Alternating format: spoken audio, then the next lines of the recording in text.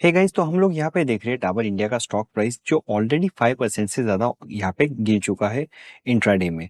तो ये अगर स्टॉक पैटर्न हम लोग देख रहे हैं तो जिस तरीके से आप देख रहे हो कि यहाँ पे स्टॉक प्राइस जो है ऑलमोस्ट 660 के ऊपर के लेवल पे यहाँ पे ट्रेड करता हुआ स्टॉक आज के घड़ी में ये 580 590 के पास में यहाँ पे ट्रेड कर रहा है। तो इसके पीछे का रीज़न कुछ इस तरीके से यहाँ पे कंपनी ने अपना जो बिजनेस क्वार्टरली अपडेट कहते हैं ये क्वार्टरली अपडेट अभी यहाँ पे रिलीज किया है। ये जो क्वार्टरली अपडेट है ये Q2 मतलब सेकंड क्वार्टर FY 24-25, तो FY 25 का यहाँ पे बता रहे मतलब जो सितंबर 2024 में जो क्वार्टर एंड हुआ है यहाँ पे कंपनी ने अपना बिजनेस अपडेट दिया है।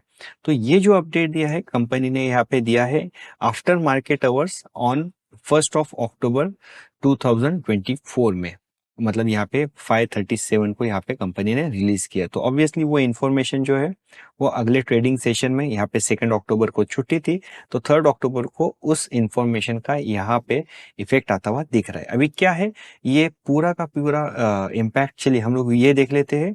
और यहाँ पे याद रख लीजिए कि ये जो आप देख रहे हो तो यहाँ पे बहुत इंपॉर्टेंट है कि ये जो अपडेट है मतलब यहाँ पे जैसे कंपनी ने बताया है पूरा चीजें कि हम लोगों को क्या इफेक्ट हुआ है क्या नहीं हुआ है, तो इसका इम्पैक्ट यहाँ पे स्टॉक प्राइस पे आया हुआ है जो ऑलरेडी RSI बेसिस पे ओवरसोल्ड कैटेगरी में यहाँ पे अभी ट्रेड कर रहे हैं।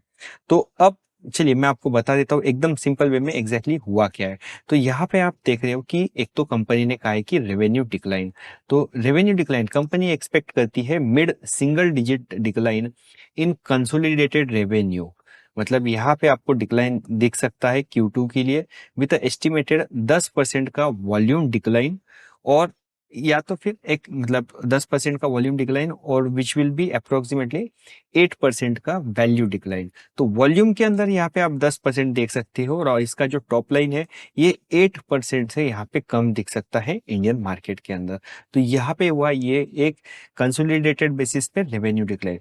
इसके बाद में कंपनी ने मतलब जो बताती है कि इनका जो इन्वेंट्री करेक्शन है यहाँ पे ये देख सकता है। तो कंपनी ने क्या होता है कि इनका जो सेल्स चैनल होता है यहाँ पे सप्लाई चेन मैनेजमेंट के अंदर, यहाँ पे कंपनी ने क्या किया कि अगले 7 से 8 दिन के लिए the company has halted primary sales for 7 to 8 days to enable a broad based category wide distributor inventory correction।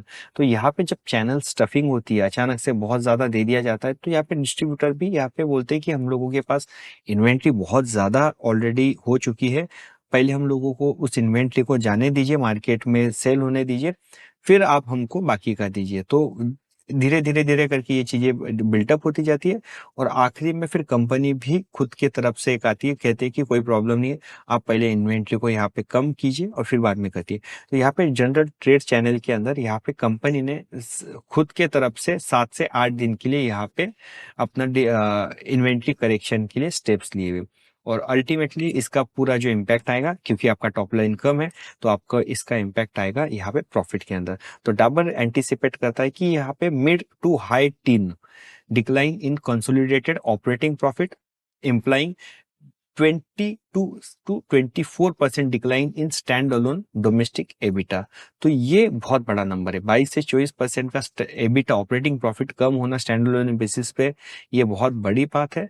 तो इस चक्कर में आज की घड़ी में ये जो स्टॉक प्राइस है ये ऑलरेडी -5% से ज्यादा गिर चुका है।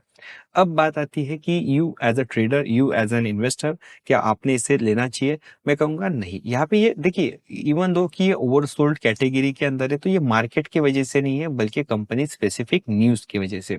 तो ऐसे टाइम में कभी भी do not try to catch the falling knife.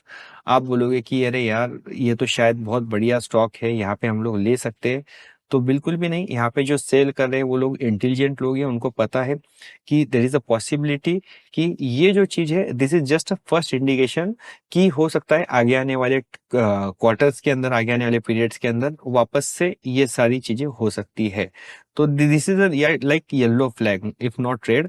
लेकिन आपको यहाँ पे थोड़ा कॉशियस रहना है, आपको यहाँ पे अभी लॉन्ग पोजीशन नहीं बनानी है, और आपको अगर अच्छा खासा प्रॉफिट अगर डाबर में दिख रहा है तो आप एक बार के लिए यहाँ पे बुक कर सकते हो।